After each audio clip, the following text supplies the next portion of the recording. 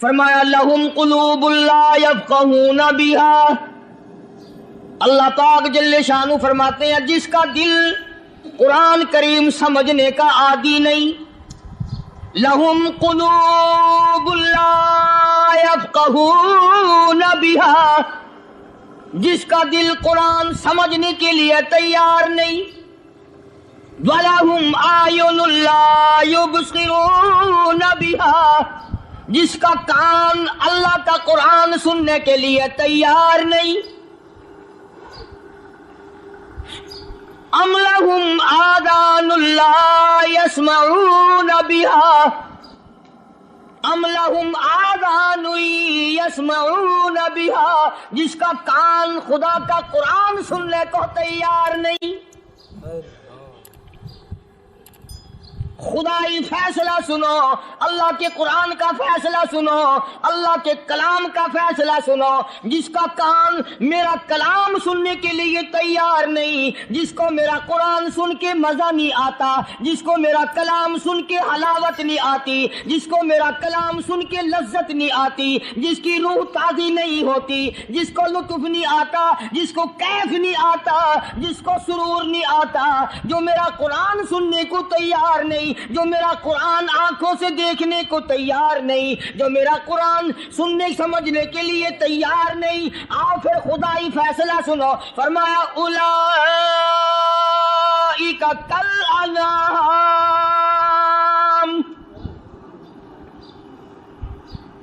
میرا فیصلہ نہیں، کسی پارٹی کا فیصلہ نہیں، کسی فرقے کا نہیں، کسی طبقے کا نہیں، کسی جماعت کا نہیں، فرمایا اولئک الانعام، پیدا کرنے والا مالک و خالق کہتا ہے مجھے اپنی کبریائی کی قسم یہ سارے جانور ہیں،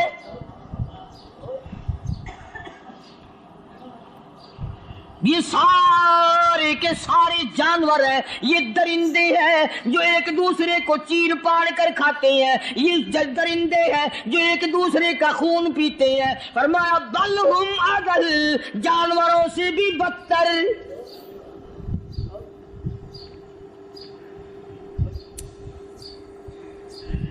جس کے دل میں قرآن سن کر ترس نہیں، جس دل میں رحم نہیں، اپنے سے کمزور دیکھ کر جس کے دل میں شفقت نہیں، مہربانی کا مادہ نہیں، فرمایا وہ کوئی بندہ ہے، وہ تو جانور ہے، اور خدا قسم میں آ گیا فرمایا بل ہم اضل، اس سے بھی بدتر۔ اللہ والے جو ہیں وہ ان خصلتوں کو دور کراتے ہیں، اور وہ آدمی کے مزاج اور دل میں سے ایسی چیزیں نکالتے ہیں جو اس کی بربادی کا ذریعہ بنتا ہے۔ دل کی بیماریوں کا کسی کو فکر نہیں، بخار ہو جائے آپ چڑھ جائے آپ کو پتہ چل جاتا ہے، نزلہ ہو جائے آپ کو پتہ چل جاتا ہے، کھانسی ہو جائے پتہ چل جاتا ہے، دل کی بیماریوں کا کیا پتہ چلے؟ صحابہ اکرام رضوان اللہ تعالی علیہ مجمعین کی جماعت کے اللہ پاک کے محبوب حضرت محمد الرسول اللہ صلی اللہ تعالی علیہ وسلم نے دلوں کی صفائی کی۔ پہلے لوگ جھونپڑیوں میں کچے کوٹھوں میں رہتے تھے، نہ اتنی صفائی تھی نہ اتنی ترقی تھی۔ آج برتنوں کی صفائی دیکھو، کپڑوں کی صفائی دیکھو، مکان کی صفائی دیکھو، رات دن بس اسی دھندے میں لگے ہوئے، سارا دن برتن دھونے سے فرصت نہیں، سارا دن کپڑوں کے بناؤ اور سنوار میں فرصت نہیں۔ تو اللہ والے ایسے موقع پر بڑی عجیب بات کہتے ہیں، وہی مجذوب ہے، مجذوب علی رحمت کہتے ہیں بظاہر تو ہر شے میں بے حد صفائی، بظاہر تو ہر شے میں بے حد صفائی، مگر دل میں ہے گندگی انتہائی،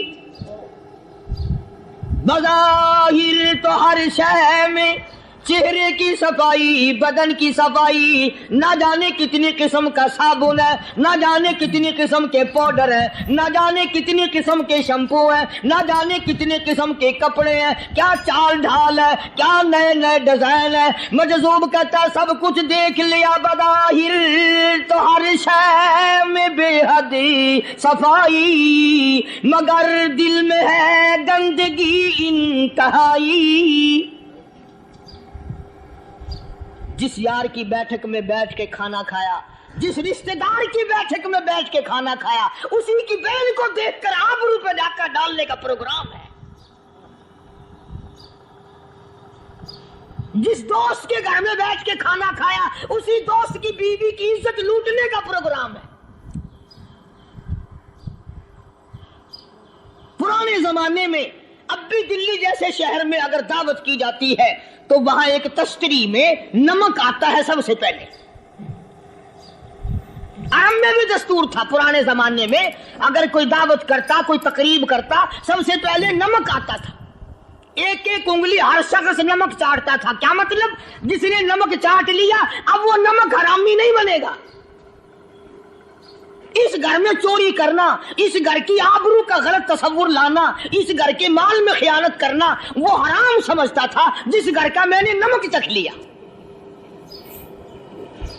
اور مسلمانوں کی بات نہیں، ہندوؤں کی بھی یہ باتیں تھی۔ مولانا محمد علی صاحب جلندری سب قید رحمت اللہ علیہ فرمایا کرتے تھے کہ ایک سکھ تھا بہت بڑا ڈاکو، مسلمان اور ہندو مل کر اس کو ساتھ ملا کر کے لے گئے کہ یہاں اس گاؤں میں، اس پنڈ میں ڈاکہ ڈالے۔ سفر کر کے گئے، تکلیف اٹھا کے گئے۔ اس سکھ ڈاکو نے پوچھ لیا کہ یہ کون سا گاؤں ہے کہ یہ فلانا ہے۔ اچھا سارے کے سارے یہ تلاش کرو، یہ سوچ بچار کرو، اپنے پنڈ کی، اپنے علاقے کی، کسی مسلمان کی، کسی ہندو کی، کسی سکھ کی، کسی چوڑے چمار کی اس گاؤں میں لڑکی تو نہیں؟ ہمارے یہاں سے کوئی لڑکی تو شادی ہو کے یہاں نہیں آئی ہوئی؟ ان ساروں میں سے کہنے لگا کہ ہمارے بھنگی کی لڑکی جمعدار کی یہاں آئی ہوئی ہے۔ کہنے لگا واپس چلو، بیٹی بیٹی ہے، چاہے بھنگی کی ہو یا نواب کی ہو۔ ارے کل بیٹی کا ڈولا دیا تھا کہ ڈاکہ ڈالیں گے، شرم نہیں آئے گی؟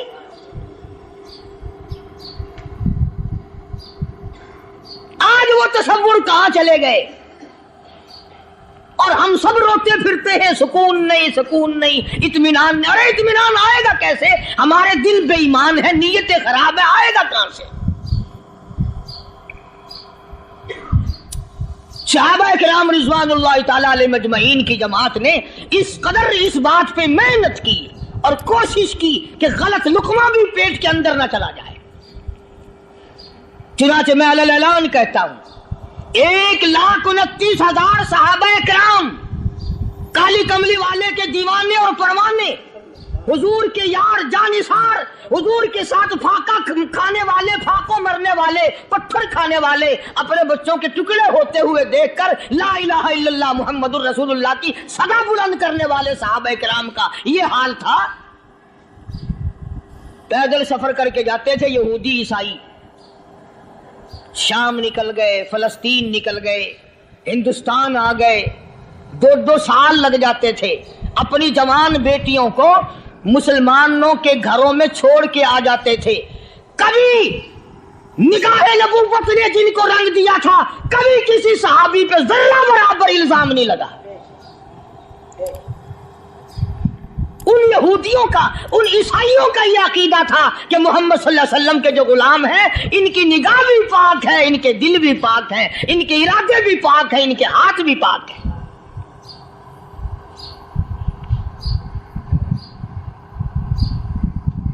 مصر کے گورنر نے، مصر کے جنرل کرنل نے خط لکھا سیدنا فاروق اعظم رضی اللہ تعالی عنہ کی خدمت میں۔ دور خلافت ہے حضرت فاروق اعظم کا۔ کیا خط لکھا کہ حضور مجھے کافی وقت گزر گیا ہے اور فلاں علاقے میں آپ کے حکم سے ہم نے جانا ہے اور راستہ صرف ایک ہے اور اس راستے میں جال بچھا دیا گیا۔ اب مجھے مشورہ دیں، میں کیا کروں؟ حکم دیں مجھے۔ جال کیا بچھا دیا گیا کہ ہمیں پتہ چل گیا ہے عیسائیوں نے پروگرام بنایا सैकड़ों लड़कियां तलाश कर कर के बड़ी खूबसूरत हसीना इकट्ठी की हैं, उनको गाने बजाने की ट्रेनिंग दी है, उनको अच्छी अच्छी आवाजों वाली लड़कियां ढूंढ के लाए हैं और उन्होंने ये प्रोग्राम बनाया कि जब मुसलमानों की फौज इस गली से गुजरेगी इन कोठों के ऊपर चढ़ के गाना बजाना करेंगे ताकि उनके दिल में बदमाशी आए और उनका बेड़ा गर्क हो।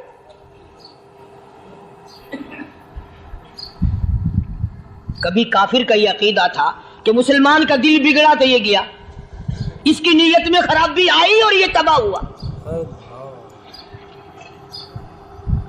जनाबे फारूक आज़म रज़ियल्लाहु ताला अन्हु ने उसे ये खत नहीं लिखा कि तू कुरान पढ़ा कर, तू नफिल पढ़ा कर। अमीर अल-मोमिनीन खलीफतुल मुस्लिमीन सैयदना फारूक आज़म रज़ियल्लाहु ताला अन्हु ने अपने जनरल कर्नल को खत लिखा कि इसमें लंबी चौड़ी फिक्र की कोई बात नहीं, इसमें कोई परेशानी वाली बात नहीं, कोई सोचो विचार वाली बात नहीं, सारे तेरी फौज में तेरी कमान में मुसलमान है, सबको इकट्ठा कर ले, सारों को इकट्ठा करके कुरान करीम के सूरत नूर की 2 आयतें सुना दे।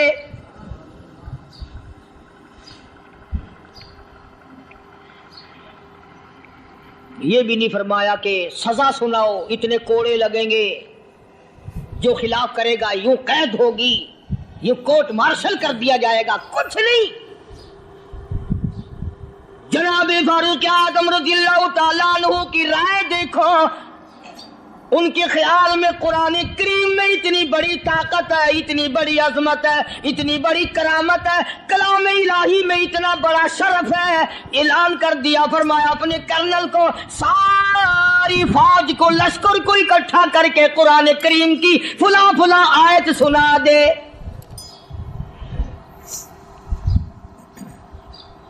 और उसके बाद बेधड़क फौज को, लश्कर को उसी रास्ते से गुजार के ले जा, बेधड़क ले जा। हाय, कभी कुरान की 2 आयतों से काम बन जाता था, अब सारे कुरान से मेरा तेरा काम नहीं बनता। कसूर कुरान का नहीं है, ये मेरा तेरा है। ये तो इतनी वफादार कलाम है, इतनी पाक कलाम है, खुदा की कसम। हजारों रजिस्टरों के गत्ते, हजारों चाय के डब्बे, हजारों मिठाई के डब्बे, लाखों करोड़ों दवाइयों के डब्बे गंदे नालों पे, कूड़ियों पे, रूड़ियों पे पड़े हैं, और जिस गत्ते ने कुरान के साथ यारी लगा ली, खुदा की कसम कोई आदमी बगैर वुजू उस गत्ते को भी हाथ नहीं लगा सकता। हजारों नहीं, लाखों कपड़े मार्केट में पड़े, पर जिस कपड़े ने कुरान से यारी लगा ली, जो कपड़ा जुस्दान बनकर कुरान पे चढ़ गया, लोग उसको भी चूमते हैं, और चूमना चाहिए। यारो, कपड़े ने कुरान से यारी लगाई तो कपड़ा अजमत वाला बन गया, गत्ते ने यारी लगा ली तो गत्ता बन गया। हजारों किस्म के कागजात रोजाना जलील होते फिरते हैं, जिस कागज पे कुरान लिखा गया वो अजमत पा गया, जिस स्याही से कुरान लिखा गया वो स्याही अजमत वाली बन गई। अरे अगर मुसलमान कुरान को अपने अंदर पैदा कर ले, उसकी अजमत को बसा ले, उसको अपना लाहे अमल बना ले, उसको अपने सर पे रख ले, तो क्या ये बंदा कुरान के साथ वफादारी करे तो कुरान, क्या ख्याल है, कुरान बेवफाई कर देगा? यकीन नहीं, यकीन असल बात इत्काद की है। यकीन का तो यह आलम बना हुआ कि अगर कोई चोरी का मामला हो जाए और किसी पर शुभ हो, अगर उसे कहो कि कुरान उठा दे तो देर नहीं लगाएगा, और अगर कहे कि फलानी खानगाह का कुंडा मार दे, कि ये काम मैं नहीं करता। खानगाह के कुंडे पे ईमान है, कुरान पे ईमान नहीं। उस पर यकीन है कि पीर अंधा कर देगा, और यहाँ यकीन नहीं कि जिस खुदा ने पैदा किया, अगर मैंने झूठा कुरान उठाया तो वो बर्बाद कर देगा।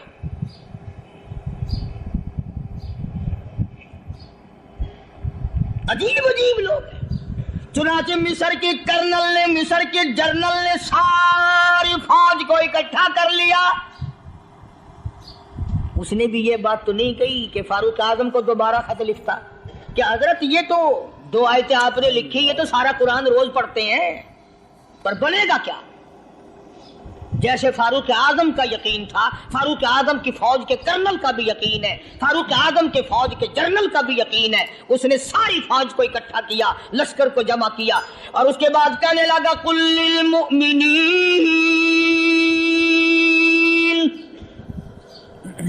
یغضوا من ابصارکم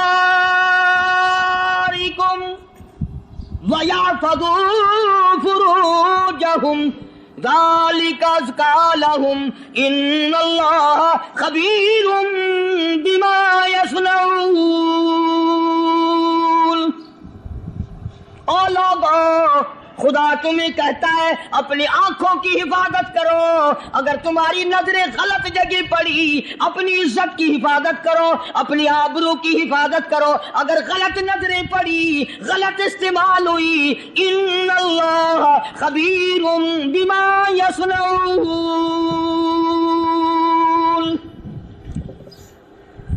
اللہ پاک تمہاری ساتھ ساتھ ہے، وہ ہر چیز کو دیکھتا جائے گا، وہ ہر چیز تمہاری دیکھے گا۔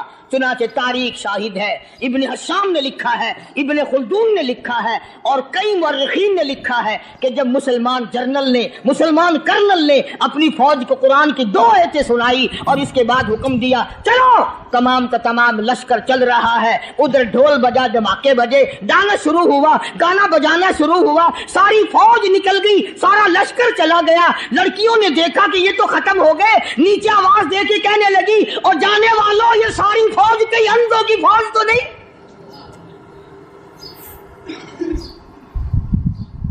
یہ حسن کا نظارہ اور یہ ڈانس اور یہ آواز، ہم ناچ ناچ کے تھک گئی، کوئی سر نہیں اٹھاتا۔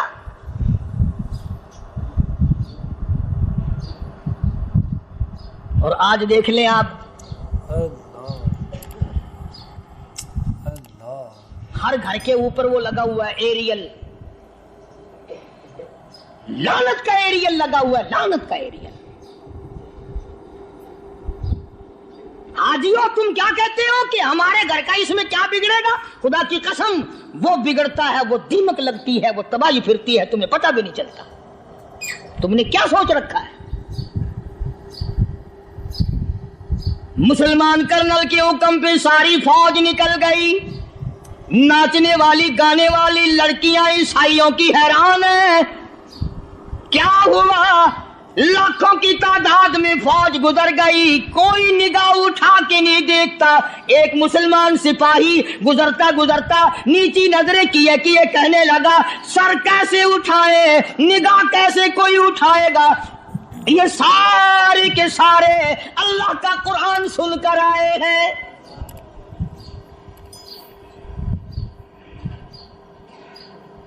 کیسے کوئی نگاہ اٹھائے گا؟ کیسے کوئی سر کو اٹھائے گا؟ یہ سارے کے سارے اللہ کا قرآن سن کر آئے ہیں۔ ان کا عمل ہوا نا قرآن پہ، ان کے عمل کا کتنا بڑا اثر پڑا۔ مورخین نے لکھا، ابن حشام لکھتا ہے عیسائی لڑکیوں نے چھلانگے لگا دی، کوٹھی سے نیچے آ گئی، کہنے لگی عام مسلمانوں وہ قرآن ہمیں بھی سنا کے جاؤ جس میں اتنی اسپرٹ ہے، اتنی طاقت ہے، جو حسن کے نظارے سے روک دے، جو گانے بجانے سے روک دے۔ یہ تو آدمی کے دل کا سکون ہے، نہ گانا سنتے ہو نہ حسن کا نظارہ کرتے ہو، جاتے والے یوں نہ جاؤ، ہمیں بھی وہ قرآن سنا کے جاؤ۔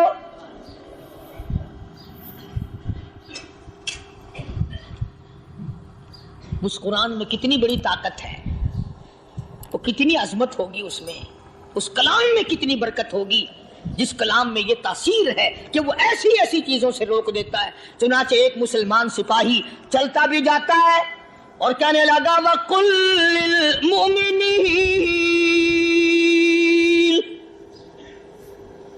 وَقُلْ لِلْمُؤْمِنِينَ، قرآن کی آیت پڑھ کے سنائی، سینکڑوں نہیں بے شمار لڑکیاں ایک مسلمان کی زبان سے اللہ کا قرآن سن کے کہنے لگی اور جانے والوں چھوڑ کے نہ جاؤ، ہمیں بھی کلمہ پڑھاؤ۔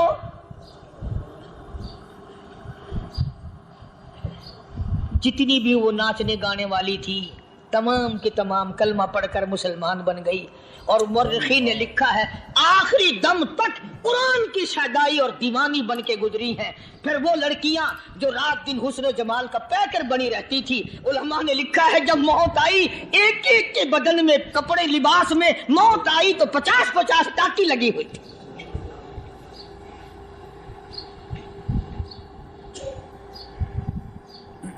بظاہر تو آج بھی بڑی جھاڑا پونجی ہے، بڑی صفائی ہے، بڑی دوڑ دھوپ ہے، اسی کو مجذوب الالان کہتا بظاہر تو ہر شے میں بے حد صفائی، مگر دل میں ہے گندگی انتہائی، کبھی اس کے دھوکے میں آنا نہ بھائی، یہ سب ہے رعائی، یہ بس ہے رعائی، یہ تو چیز ہی کچھ نہیں۔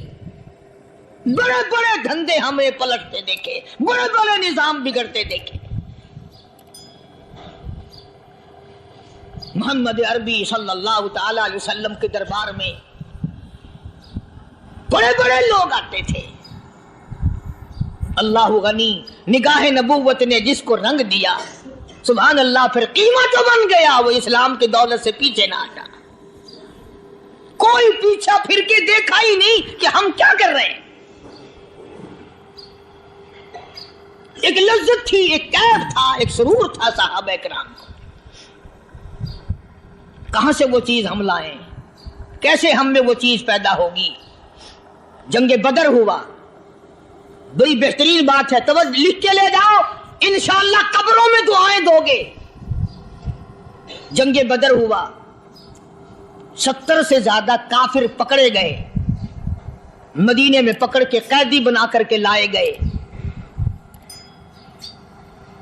تنگ دستی کا زمانہ ہے، 1 سال نہیں ہوا مسلمان اجڑ کے آئے تھے، مار کھا کے آئے، پریشان ہو کر آئے، دن دولت چھوڑ کر لوٹا کر آئے، ان کے پلے کیا تھا؟ شام کا وقت ہوا، مدنی کریم صلی اللہ تعالی علیہ وسلم نے مسجد کے دروازے میں کھڑے ہو کر اعلان فرما دیا، کون ہے جو میرے مہمانوں کو کھانا کھلائے؟ اور وہ مہمان کوئی شہنشاہ نہیں تھے، ہیں بھی کافر، ہیں بھی اسلام کے دشمن، آئے بھی صحابہ کرام کو مارنے، میدان جنگ سے پکڑ کے لائے گئے، جنگی قیدی ہیں۔ اس نبی کی طرف کبھی منہ کیا کر جس نبی کا تو غلام ہے، امتی بڑا پھرتا ہے۔ فرمایا کون ہے جو میرے مہمانوں کو کھانا کھلائے؟ صحابہ کرام میں سے کسی نے 2 پکڑ لیے، کسی نے 1 کو ساتھ لے لیا۔ ایک بنادار سا غریب سا صحابی ہے، اس نے ساتھ لے لیا 1 مہمان اور گھر لے کے گیا۔ بیوی کو کہنے لگا کہ کھانا کتنا ہے؟ کہ بس 1 آدمی جوگا ہے، 1 آدمی کی کافی ہوگا۔ کان میں کہنے لگا، اپنی بیوی کے دستور تھا عرب کا، مہمان اور میزبان اکٹھے کھایا کرتے تھے۔ اپنی گھر والی کے کان میں کہنے لگا کہ اس کے آگے کھانا رکھ دیں گے مہمان کے، جب یہ کھانا شروع کر دے گا کسی بہانے سے دیوا بجھا دیو، میں یوں ہی منہ کو خالی ہلاتا رہوں گا، یہ کھانا کھا لے گا، پیٹ بھر جائے گا اس کا۔ چنانچہ کھانا آگے رکھ دیا، جو کچھ بھی تھا، اس نے کھانا شروع کیا کہ جی آپ بھی کھائیں، کہ ہاں میں بھی کھا رہا ہوں۔ بس یوں ہی کھانے میں بھی ہاتھ لگائے، منہ کو بھی ہاتھ لگائے اور منہ کو چلائے بھی برابر، بیوی نے چراغ بجھا دیا۔ یہ عمل تو صحابی کر رہا ہے اپنے گھر میں۔ ادھر قرآن کریم نازل ہو گیا محمد کریم صلی اللہ علیہ وسلم کی ذات پہ، فرمایا وَيُؤْثِرُونَ عَلَىٰ أَنفُسِهِمْ وَلَوْ كَانَ بِهِمْ خَصَاصَةٌ وَمَن يُوقَ شُحَّ نَفْسِهِ فَأُولَٰئِكَ هُمُ الْمُفْلِحُونَ۔ اور میرے محبوب مبارک ہو، تیری امت میں ایسے لوگ بھی ہیں جو اپنا منہ خالی ہلا رہا ہے، بیوی بھوکی بیٹھی ہے، چراغ بجھائے بیٹھی ہے اور اپنے ہاتھ کو خالی چلا رہا ہے، اور میرے بندے کا پیٹ بھر رہا ہے۔ اور میرے محبوب، مجھے اپنی عظمت کی قسم، میں تیرے ان دیوانوں پہ جنت واجب کر چکا۔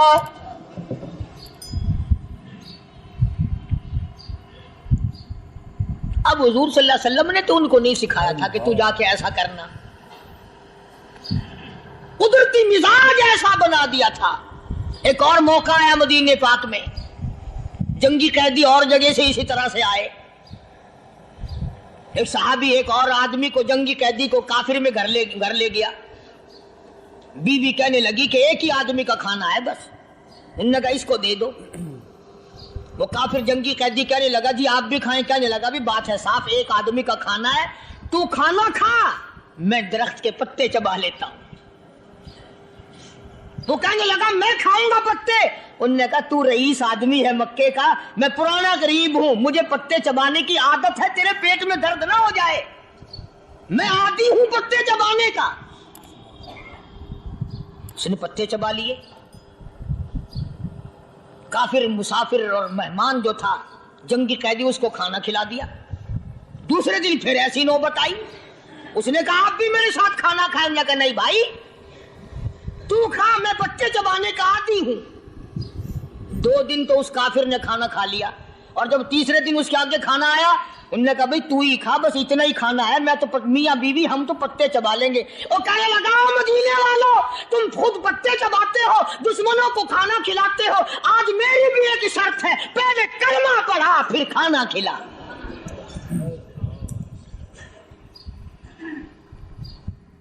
آج میری بھی ایک شرط ہے.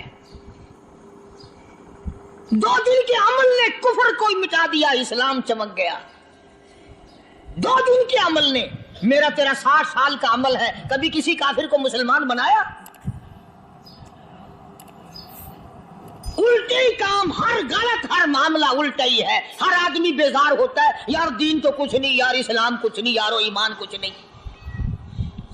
اسی کو قرآن کریم نے للکار کے آواز دے کے فرما دیا, لوگوں ایسی گڑبڑ نہ کرو ورنہ میں وہ خدا ہوں. فَأَخَذَتْكُمُ الصَّاعِقَةُ وَأَنْتُمْ تَنْظُرُونَ. جبریل امین نے ایک چیخ ماری, ساری قوم کے جگر پھٹ گئے. میں وہ خدا ہوں, لا ترکضوا وارجعوا إلى ما أترفتم فيه ومساكنكم لعلكم تسألون. لوگ مکان چھوڑ کے بھاگتے ہیں, ماحول چھوڑ کر بھاگتے ہیں, معاشرہ چھوڑ کر کے بھاگتے ہیں. خدا کہتا آؤ, جن مکانوں پہ تمہیں ناز تھا وہ یہ کھڑے بھاگ آ رہے. اسی کو قرآن کریم کہتا ہے ان الذین قالوا ربنا اللہ ثم استقاموا. وہ آدمی جس نے لا الہ الا اللہ محمد الرسول اللہ صلی اللہ علیہ وسلم پڑھا, اللہ کی توحید کا اقرار کر لیا, او میرے مالک تیرے سوا میرا کوئی مشکل کشا نہیں, حاجت روا نہیں, میرے دل کے بھید کو جاننے والا نہیں, میری بگڑی بنانے والا کوئی نہیں, اجڑوں کو بسانے والا کوئی نہیں, کھیتی کو آباد کرنے والا کوئی نہیں, ایک دانے سے سینکڑوں دانے بنانے والا تیرے سوا کوئی نہیں.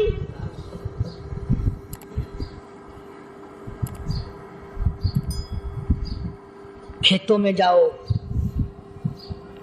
کبھی یہ تو سوچو کہ دنیا میں حکومتوں نے کتنے مل لگا رکھے ہیں, چینی کے, شکر کے کتنے مل ہیں, کتنے ڈیپو ہیں, پھر بھی قلت ہو جاتی ہے. اور یہ اللہ میاں نے کتنا میٹھا کیلے میں, سنترے میں, مالٹے میں, انگور میں, سیب میں. کبھی یہ بھی سنا کہ اللہ میاں کا شوگر مل فلاں علاقے میں لگا ہوا ہے؟ کبھی یہ تو دیکھو کہ یہ قدرت کاملہ کے سوا اور کون پیدا کر رہا ہے. فرمایا جس نے اللہ کی توحید کا اقرار کر لیا, محمد عربی صلی اللہ علیہ وسلم کی ختم نبوت کا اقرار کر لیا, خدا کے بعد خدا کوئی نہیں, مصطفیٰ کے بعد نبی کوئی نہیں. پھر قرآن نے شرط لگائی ثم استقاموا, پھر اس پر جمع رہے, ڈٹا رہے. یوں نہیں کہ کبھی ادھر لڑک گیا کبھی ادھر لڑک گیا. لوگ تو بدل جاتے ہیں, لوگوں کا کیا ہے. پچھلے سال کی بات ہے, یہی مغرب کی نماز کے بعد گرمی کے موسم میں میں یہاں بیٹھا ہوا تھا باہر, آگے شہر کے وہ آدمی وہ کہنے لگے جی ایک کام آئے ہیں. میں نے کہا کیا؟ کہ 25,000 روپے چوری ہو گیا ہمارا, بتاؤ ہمیں. میں نے کہا مجھے کیا پتا. انہوں نے کہا نہیں سارا شہر کہتا ہے کہ قاریہ نہیں بتا دیتا ہے. میں نے کہا اچھا یہ یوں نہیں جانے کا. میں نے کہا پھر آدھے لوں گا.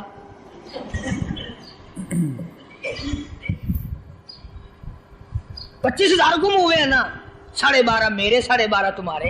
کہنے دیکھو نا جی بال بچے چھوٹے چھوٹے غریب بچے ہیں جن کے وہ پیسے ہیں. میں نے کہا اچھا میں بادشاہ لگا ہوا ہوں.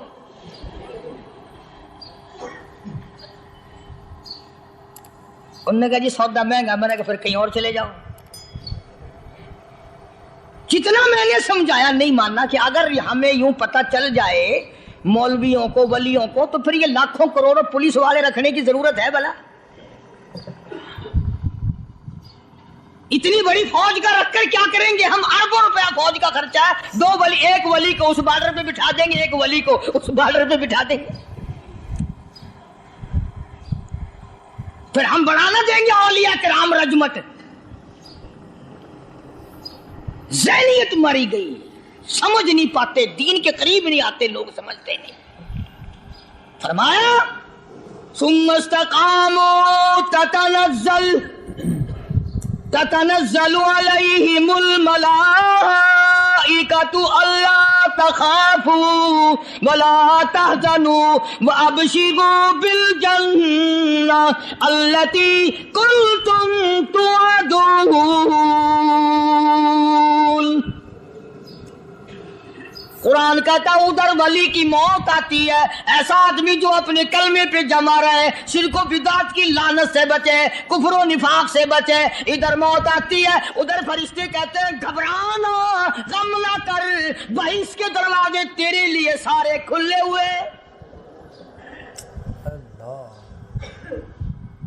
وَلَكُمْ فِيهَا مَا تَشْتَهِي أَنفُسُكُمْ وَلَكُمْ فِيهَا مَا تَدَّعُونَ. فرمایا ہم تمہاری ہر اس تمنا کو پورا کریں گے، ہر اس آرزو کو پورا کریں گے. جو مانگو گے وہی ملے گا، جو کہو گے وہی دیا جائے گا. نحن اولیاؤکم فی الحیات الدنیا وفی الآخرہ. ہم دنیا میں بھی تمہارے کارساز ہیں، ہم آخرت میں بھی تمہارے کارساز ہیں. ہم دنیا میں بھی تمہارے دوست ہیں، آخرت میں بھی تمہارے دوست ہیں. اور خدا کے یہاں وہ انعام ملے گا. اللہ غنی، رائی کے دانے کے برابر نیکی کی ہوگی، جب پہاڑوں کے برابر ثواب ملے گا تو آدمی حیران ہوگا، یا اللہ تیرے جیسا بینک تو کسی کا بھی نہیں. رائی کا دانہ لے کر پہاڑ واپس کر دیا، مالک نے نجات کا ذریعہ بنا دیا. فرمایا نزلا من غفور رحیم. یہ مہمانی ہے پروردگار عالم کی طرف سے. قرآن اعلان کر کر کے کہتا وبالاسحار هم یستغفرون. اللہ پاک فرماتے ہیں میرے بندوں کی نشانی یہ ہے کہ وہ آخری رات میں بڑے ویلے سحری کے وقت اٹھ کر استغفار کرتے ہیں، اللہ کے حضور میں معافی مانگتے ہیں، روتے ہیں، عاجزی کرتے ہیں. کہتا کہ ایک تڑپ سی دل میں امنگتی ہے، ایک درد جگر میں ہوتا ہے. ایک تڑپ سی دل میں امنگتی ہے، ایک درد جگر میں ہوتا ہے. ہم رات کو رویا کرتے ہیں جب سارا عالم سوتا ہے. سب لوگ سوئے ہوئے ہوں اور اللہ کا دروازہ کھٹکھٹا، اندھیرے میں مالک کے کائنات کے سامنے جھولی پھیلا، اپنی بگڑی کا سوال کر، اپنی مشکلات اس مالک کے سامنے پیش کر جو سارے جہان کا خالق و مالک ہے. عقیدہ بھی بناؤ، اعمال بھی بدلو، مزاج بدلو، طبیعتوں میں انقلاب لاؤ. اور لوگوں ان گھروں کو مسلمانوں والے گھر بناؤ. تم برا مان کے جاؤ یا بھلا مان کے جاؤ، میں اپنے عقیدے کی بات کو چھپاتا نہیں. جس گھر میں کوئی مرد عورت قرآن کے کھولنے والا نہیں، میں اس گھر کو مسلمان کا گھر نہیں کہتا، وہ چوڑے اور کرار اور سکھ کا گھر ہے. تمہیں یہ سکھایا کس نے ہے کہ مرنے کے بعد قرآن پڑھا جاتا ہے اور ساری زندگی میں نہیں پڑھا جاتا؟ یہ قرآن مردوں کے لیے تھوڑی آیا، یہ زندوں کے لیے آیا ہے. حدیث پاک میں آتا ہے حضور کریم صلی اللہ علیہ وسلم نے فرمایا عیسیٰ علیہ السلام ایک قبرستان سے گزرے، گورستان سے گزرے تو ایک قبر کو دیکھا. وہ نبی ایسا تھا، اس کے معجزات ایسے تھے. قبر میں دیکھا تو ایک بڑھیا جل رہی ہے، سڑ رہی ہے، تباہ ہو رہی ہے، رو رہی ہے. تو عیسیٰ علیہ السلام پناہ پناہ کر کے وہاں سے گزر گئے. چند دنوں کے بعد جو اسی قبر کے پاس سے گزرے تو عیسیٰ علیہ السلام کو دھیان آیا کہ اس قبر میں ایک بڑھیا بڑی عذاب بھگت رہی تھی، مگر اس دن جو دیکھا وہ تو عیش میں بیٹھی ہے، تخت میں بیٹھی آرام کر رہی ہے. سیدنا عیسیٰ علیہ السلام نے اللہ پاک سے سوال کر دیا، الہی مرنے کے بعد تو آدمی کوئی نیکی بھی نہیں کر سکتا، اس نے کیا کر لیا جو اس کا سارا نظام بدل گیا؟ آواز آئی، اے عیسیٰ لکھ کے لے جاؤ یہ بات، حضور کا فرمان ہے. فرمایا، اے عیسیٰ اس مائی کے چھوٹے سے پوتے نے استاد کے پاس جا کر کے پڑھا بسم اللہ الرحمن الرحیم. اس ننھے سے منہ سے، چھوٹے سے منہ سے جب یہ لفظ نکلا، اے اللہ تو بڑا مہربان ہے، تو بڑا کریم ہے. عیسیٰ چھوٹے سے منہ سے جب نکلا، وہ تو معصوم تھا، اس کے منہ سے جب نکلا نا کہ میں بڑا مہربان ہوں، میں نے اس معصوم بچے کے صدقے میں اس کی دادی پہ کرم کر دیا. اس کے نام میں بڑی برکتیں ہیں، اس اللہ کا نام لینے میں بڑی برکتیں ہیں. گڑ میں مٹھاس ہے، اللہ کے نام میں مٹھاس نہیں. ٹافیوں میں مٹھاس ہے، اللہ کے نام میں مٹھاس نہیں. تم نے چکھ کے نہیں دیکھا، اگر تم چکھ لو خدا کی قسم دنیا کی کوئی چیز اچھی نہ لگے اللہ کے نام کے مقابلے میں. اللہ پاک مجھے اور آپ سب کو اپنا نام لینے کی توفیق عطا فرمائے، اپنے قرآن کی تلاوت کرنے کی توفیق عطا فرمائے، اور اپنا ذکر اور اپنا فکر اور اپنے شکر کی توفیق عطا فرمائے. اور اللہ پاک ہم سب کو یہ ہمت دے کہ مرتے دم تک ہم قرآن سے یاری کریں، قرآن سے وفاداری کریں. وآخر دعوانا ان الحمدللہ رب العالمین.